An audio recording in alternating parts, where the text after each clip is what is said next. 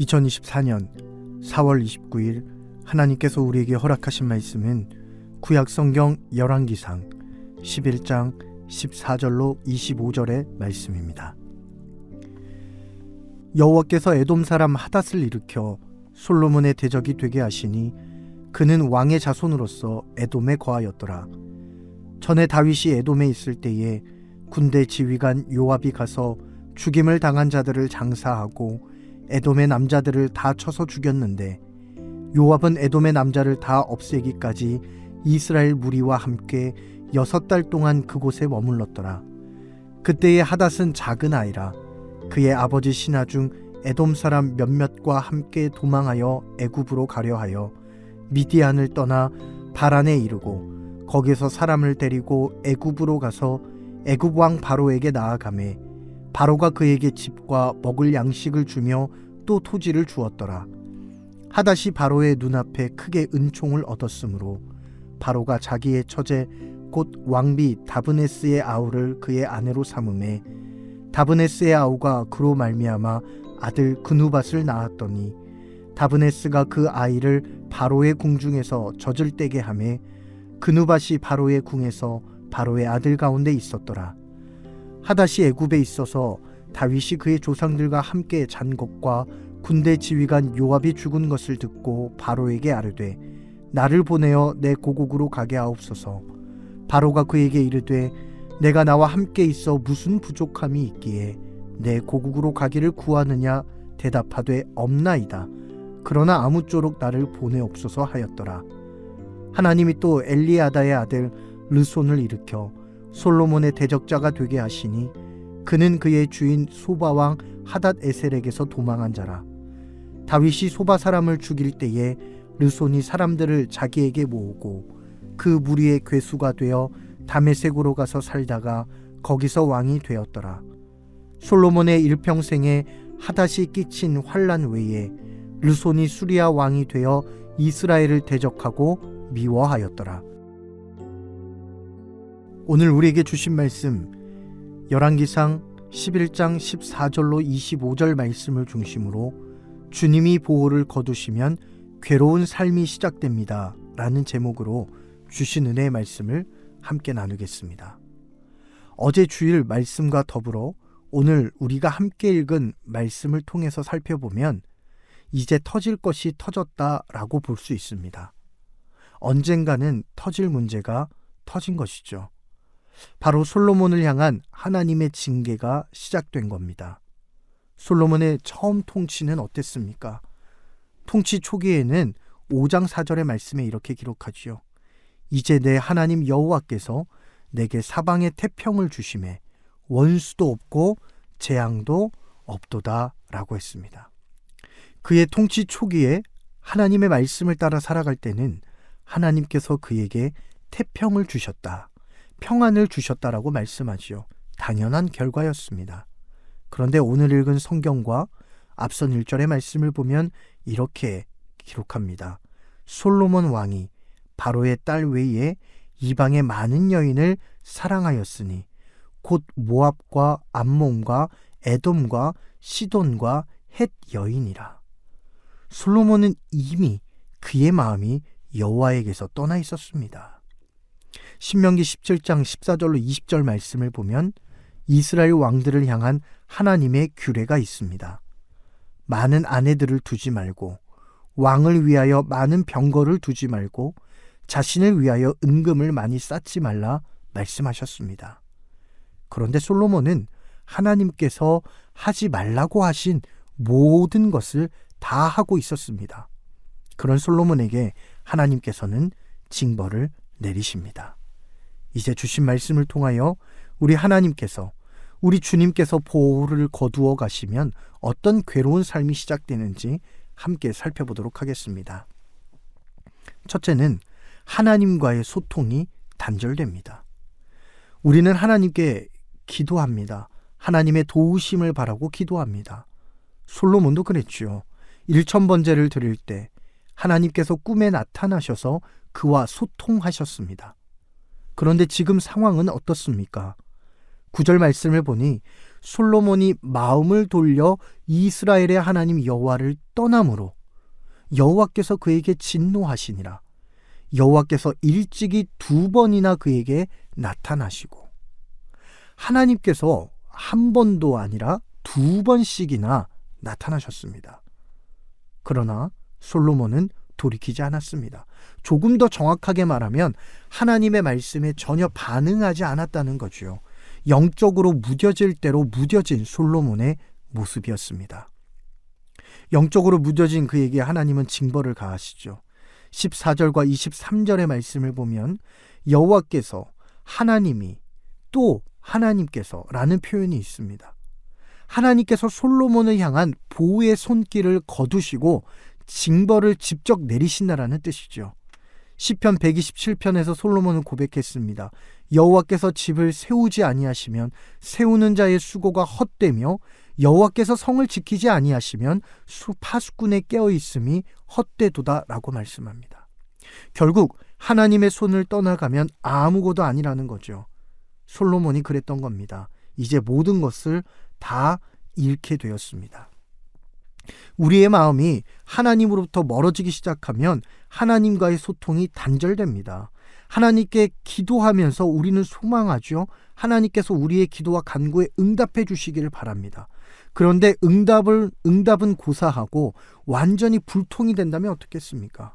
심지어 하나님과 단절되었음에도 불구하고 전혀 그것을 알아차리지 못한다면 그 삶보다 더 불행한 삶은 없을 것입니다. 하나님과 단절된 삶이 아닌 하나님과 소통하며 하나님의 은혜를 누리며 사는 복된 우리 모두가 될 수 있기를 간절히 소망합니다. 2번째는 은혜의 선물이 아픔의 상처로 변하게 됩니다. 하나님께서는 앞서 봤듯이 직접 대적을 일으키셨습니다. 먼저는 14절에 있는 에돔 사람 하닷이며, 둘째는 다메섹 수리아 왕인 르손이었습니다. 두 사람의 공통점이 있죠. 그것은 바로 솔로몬의 아버지 시대 때 하나님께서 물리치시게 하신 사람이었다라는 겁니다. 에돔 사람 하닷은 다윗의 군대 장관 요압이 에돔을 칠 때 애굽으로 도망가서 바로의 도움으로 살았던 사람이었습니다. 23절의 르손은 소바왕 하다레셀의 신하였고 다윗이 소바를 공격하여 멸망시키자 피신했던 사람이었습니다. 다시 말해 두 사람 모두 다윗이 살아있을 때는 이스라엘의 지배 아래에 있었던 사람이었습니다. 그리고 그 모든 것은 누가 가능케 했나요? 하나님이 가능케 하셨던 겁니다. 하지만 솔로몬이 하나님으로부터 등을 돌리자 선물로 주셨던 것들이 아픔의 상처로 변하기 시작했습니다. 우리의 삶도 마찬가지죠. 하나님께서 우리에게 은혜로 주신 선물들이 있는데 그 선물로 인하여 하나님께 감사하지 아니하고 오히려 나의 만족과 유익과 쾌락을 위해 살아간다면 그 선물이 되려 우리에게는 큰 근심과 아픔을 가져올 수 있음을 기억해야 합니다. 하나님께서 우리에게 물질을 주셨는데 우리가 물질을 위해서 간절히 기도해서 은혜로 그것을 받게 되었는데 그 물질을 지혜롭게 다스리지 못하고 세상 풍조를 따라 하나님과 멀어진다면 그 물질로 인해서 가정이 파괴되고 삶이 파괴되는 것을 우리는 많이 보았습니다. 그러므로 우리는 날마다 하나님께서 주신 은혜의 선물을 기억하며 감사하는 마음으로 하나님 곁에 꼭 붙어 있어야 하는 줄로 믿습니다. 주님의 손이, 주님의 보호하심의 손이 우리를 떠나가는 것이 아니라 주님께서 그 보호하시는 손을 거두기 전에 우리가 먼저 하나님의 말씀에 민감하게 반응하며 영적으로 깨어서 늘 하나님과 소통하며 은혜의 선물에 감사하는 삶을 살아갈 수 있기를 소망합니다. 사랑하는 여러분, 하나님께서 우리에게 선물과도 같은 하루를 주셨습니다. 이 하루를 주님의 보호하심 아래 살면서 즐거움을 맛보며 살아갈 수 있기를 예수님의 이름으로 축복합니다. 기도하겠습니다. 하나님 아버지, 우리의 삶이 솔로몬의 삶처럼 하나님께 은혜 받고 등을 돌리는 것이 아니라 받은 은혜에 감사하며 날마다 하나님을 찬양하는 삶을 살아갈 수 있도록 주님 도와주시옵소서. 오늘 이 하루도 우리를 온전히 믿음 가운데 하나님께서 지켜주시기를 원하오며 예수님의 이름으로 간절히 기도하옵나이다. 아멘.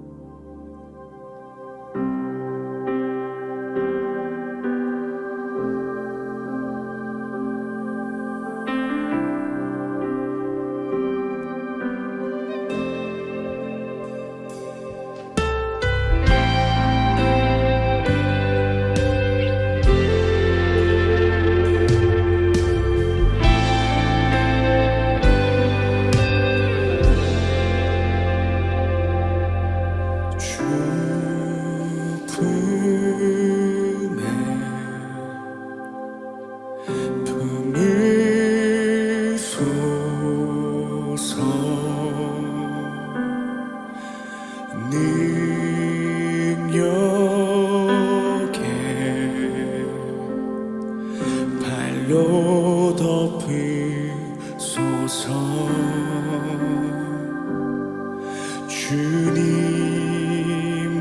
주님만에 나 거하리.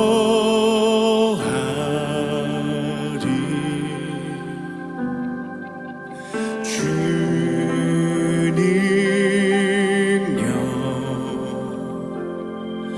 나 잠잠히 믿네. 거친 파도 날 향해 와도 주와 함께 날아오르리. 폭풍 가운데 나의 영혼 잠잠하게 주를 보리라.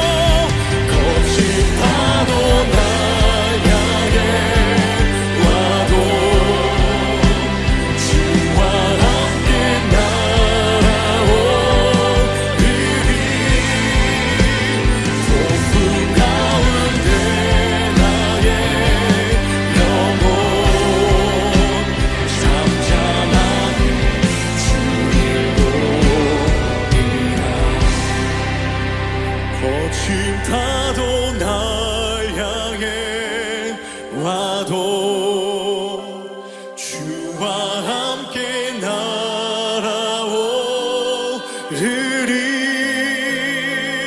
폭풍 가운데 나의 영혼